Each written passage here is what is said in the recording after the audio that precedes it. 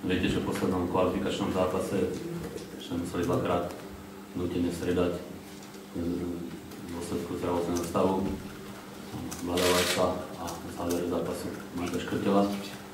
Martin Škrtel absolútne zdravý, pripravený zasiahnuť do zápasu.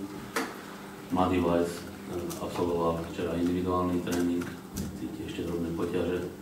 Ide do tréningového procesu, do tréningovej jednotky a uvidíme, ako bude znášať záťaž. Ostatní hráči počnúť aj s Marekom Hamšíkom, ktorý mal včera svoj program, ako Petrova dlhodobejšie problémy z klubu, sú pripravení zasiahnuť do zápasu. K zajtrajšiemu súperu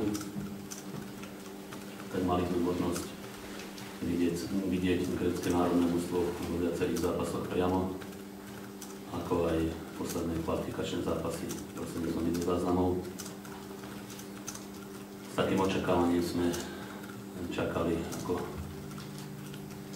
ako zareagujú po vystúpení na majstrovstvá Európy, či nastane u nich tá generačná výmena, ako avizovali.